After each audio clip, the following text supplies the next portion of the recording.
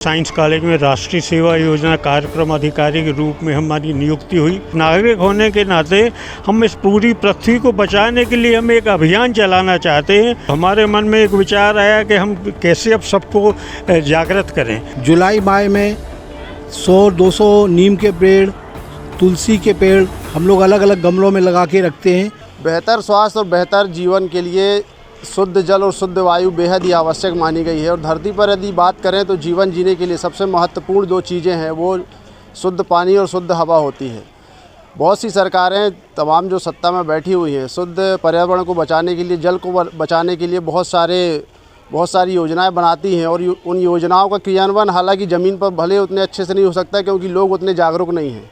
तो लोगों के अंदर जागरूकता कैसे आए पर्यावरण को बचाने के लिए, जल का संरक्षण करने के लिए, यह बहुत बड़ा गंभीर मुद्दा हमेशा से रहा है। लेकिन आज के इस दौर में भी कुछ लोग ऐसे हैं जो पर्यावरण से बहुत प्रेम करते हैं, जल को संरक्षित करने के लिए अपने जितना प्रयास हो सकता है वह कर रहे हैं। ऐसे ही एक पूर्व प्रोफेसर जबलपुर के साइंस कॉलेज की, जो कि जिन्होंने अपनी पूरी कार को पर्यावरण संरक्षण करने के लिए और जल का संरक्षण करने के लिए पूरी कार में स्लोगन लिखवाए हुए। सबसे पहले मैं आपको ये कार दिखाता हूँ, जहाँ पर आप देख सकते हैं कि साफ तौर पर लिखा हुआ है। इतनी महंगी गाड़ी है, लेकिन उस गाड़ी में उन्होंने पूरे पर्यावरण को बचाने के जो स्लोगन लिखे हुए हैं, पहला जल को बचाने के लिए लिखा है, जल ही जीवन है, इसे व्यर्थ न बहाए। और दूसरा आप उसके आगे देख सकते हैं, पौधे लगाएं पृथ्वी बचाएं। यानी कि पौधे लगाने से जो पृथ्वी का जो श्रृंगार कहा जाता है, वन, खासकर उसके लिए स्लोगन लिखा हुआ है। ऐसे पूरे गाड़ी में आप कार में देख सकते हैं कि आगे भी खास इसके साथ ही ध्वनि प्रदूषण ना करें, बहरेपन से बचें, जो तमाम जो चीज़ें हैं वो लिखी हुई है। तो इसके साथ हम बात करेंगे जिनकी ये गाड़ी है, ये कोई, पहले उनके बारे में मैं आपको बता दूं कि ये कोई ऐसे आम इंसान नहीं, बल्कि जबलपुर साइंस कॉलेज के पूर्व प्रोफेसर डॉक्टर HB पालन, जो कि तमाम जबलपुर की कई बड़ी हस्तियों के गुरु रहे हैं। साइंस कॉलेज में बड़े लंबे समय तक उन्होंने लोगों को पढ़ाया है, शिक्षा दी है। तो उनसे सीधे बातचीत करेंगे। आप एक पहल कर रहे हैं, अच्छी पहल, कैसे ये विचार आया, कैसे क्या एक लोगों को संदेश दे रहे हैं आप? 1976 में हमने साइंस कॉलेज में राष्ट्रीय सेवा योजना कार्यक्रम अधिकारी के रूप में हमारी नियुक्ति हुई। इसके बाद लगातार हम पर्यावरण संरक्षण के लिए कार्य करते आ रहे हैं। रिटायरमेंट के बाद भी हमने इस कार्य को चालू रखा है। और हम जानते हैं कि विकसित देश पर्यावरण का सबसे ज़्यादा प्रदूषण कर रहे हैं। इसके साथ ये विकासशील देश भी उस ओर अग्रसर हो रहे हैं, और वो भी बहुत ज़्यादा अपना प्रदूषण कर रहे हैं, चाहे वो औद्योगिकरण के माध्यम से हो या अन्य माध्यम से हो। जितनी ज़्यादा भौतिक सुविधाओं के लिए हम उसके आदी होते जाएंगे, उतना ही ज़्यादा पर्यावरण को हम प्रदूषित करते जाएंगे। मेरे विचार में जो सबसे प्रमुख और महत्वपूर्ण जो चीज़ है आज के युग में, जो कि एक नागरिक के रूप में हम कर सकते हैं, वो केवल इतना ही, सरकार अपने ढंग से कर रही है, पार्टियां अपने ढंग से कर रही हैं, लेकिन हमारा भी दायित्व हो जाता है कि एक नागरिक होने के नाते हम इस पूरी पृथ्वी को बचाने के लिए हम एक अभियान चलाना चाहते हैं, और वो है पौधारोपण का अभियान। पौधा में परिवर्तित हो जाएगा।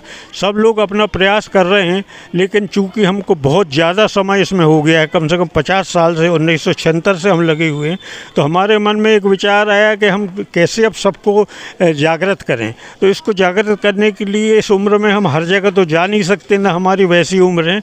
तो हमने सोचा भाई जो हमारे पास गाड़ी है उसी में भी हम जो स्लोगन है आपकी वृक्षारोपण का, जल संरक्षण का और आपका साउंड पॉल्यूशन का, तो इसको हमने अपने गाड़ी में ही लिखवा लिया है। इसके माध्यम से जब शहर में घूमते हैं तो हमने देखा जहाँ पर भी गाड़ी खड़ी रहती है, लोग इसको निश्चित पढ़ते हैं। हालांकि हर चीज़ जब वो एक ही चीज़ हर बार पढ़ेंगे तो निश्चित ही उनके दिमाग में भी ये चीज़ आएगी कि भाई वृक्षारोपण का, जल संरक्षण का बहुत महत्व है।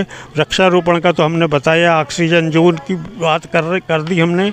जल संरक्षण में यदि हम रिसाइकलिंग करें जल का, जो भी बरसात का पानी आता है उसको हम अगर ऐसा मतलब उसको इकट्ठा करने की कोई ऐसी प्रक्रिया हम चालू करें कि वो पूरा समुद्र में न बहकर बीच में कहीं ना कहीं उसको हम संग्रहित करें, चाहे अंडरग्राउंड संग्रहित हो, चाहे तालाब के रूप में संग्रहित हो, चाहे झील के रूप में संग्रहित हो, चाहे हम गड्ढा करें। किसान भी बहुत ज़्यादा इसमें सहयोग दे सकते हैं। धान की फसल में वो जो रोपे लगा के पानी भरा रहता है लगातार 2-3 महीने, उससे भी जल स्तर नीचे का बढ़ता है। और आप देखिए जब धान अच्छी होती है तो उनकी गेहूँ की फसल भी उसी प्रकार अच्छी होती है, क्योंकि वहाँ पर जल स्तर बढ़ जाता है।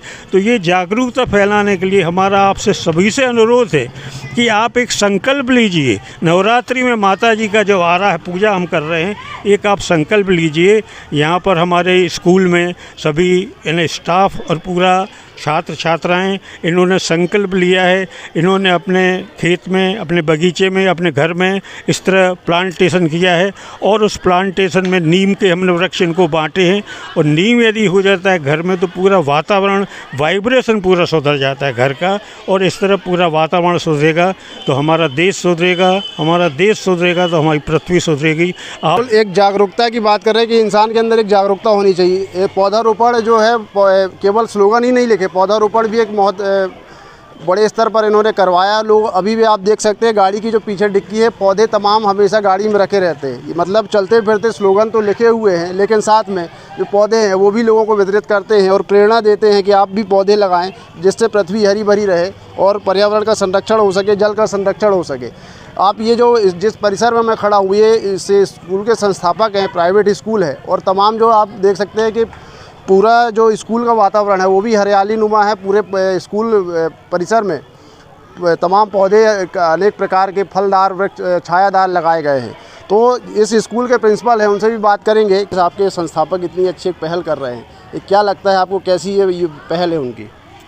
ये पहल तो ऐसी है कि पालन सर जब से यहाँ से जुड़े हैं और जुड़ने के बाद उनने पूरा फोकस जो है शिक्षा के साथ साथ जलवायु, जल और पर्यावरण, इस पर विशेष ध्यान दिया। और इसके तहत उनने प्रतिवर्ष जुलाई माह में 100-200 नीम के पेड़, तुलसी के पेड़ हम लोग अलग अलग गमलों में लगा के रखते हैं। और जो भी हमारे स्कूल में गेस्ट आता है, हम उनको एक भेंट स्वरूप उनको तुलसी के पौधे ज़रूर देते हैं कि वो अपने घर में लगाएं। अभी कदम संस्था के द्वारा पालन सर बहुत सारे नीम के बीज लेके आए थे, वो बीज भी हमने बच्चों को बांटे, कुछ पालकों को दिए और उन्होंने बाकायदा वो बीजों का रोपण किया, उसमें पेड़ भी निकल के आए हैं।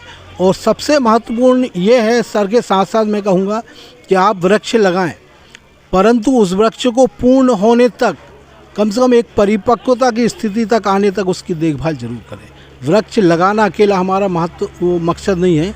मकसद ये है कि आप वृक्ष को पूरी देखरेख करें, वो भी एक बच्चे की तरह उसको देखरेख करना पड़ती है।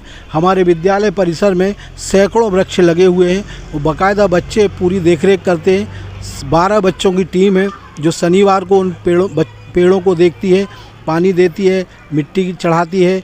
और पूरे विद्यालय में जो 350 बच्चे हैं, कोई भी हमारे स्कूल का एक बच्चा नहीं जो एक फूल तोड़े, उसका नुकसान करे या पेड़ों का नुकसान करे। ये बहुत अच्छी पहल है और पालन सर के साथ हमारा पूरा स्टाफ इस पहल में लगा हुआ है। धन्यवाद। बिल्कुल, तो एक बहुत ही अच्छी पहल है। जाहिर सी बात है कि पर्यावरण और जल संरक्षण की बातें तमाम होती है, लेकिन ज़मीन पर उसका असर इसलिए नहीं होता क्योंकि लोग जागरूक नहीं हैं। और लोगों को जागरूक करने के लिए यह पहल वाकई में पूरे जबलपुर ज़िले में चर्चा का विषय है, क्योंकि ये गाड़ी जो आप देख रहे हैं, तमाम जो स्लोगन लिखे हुए जहाँ से निकलती है, लोग उसे निहारते हैं और एक चर्चा का विषय बन जाती है कि आखिर ऐसा क्यों।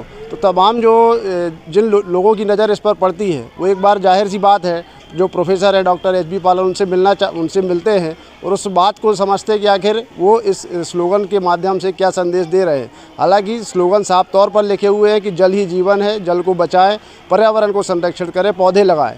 तो यह एक पहल अपने आप में अनोखी है और अनूठी है। तो इस पहल का, और वास्तविक में ग्रामीण क्षेत्र में तमाम जो जबलपुर से वो लोग आते हैं और एक ग्रामीण क्षेत्र में एक स्कूल उन्होंने खोला हुआ है, उसके संस्थापक हैं। तो स्कूल के माध्यम से भी वह जल संरक्षण और पर्यावरण संरक्षण की बातें लोगों को समझा रहे हैं। तो आपको हमारी ये जानकारी कैसी लगी, अपने कमेंट्स कर अपनी राय ज़रूर दें। धर्म गौतम, IBC 24 जबलपुर।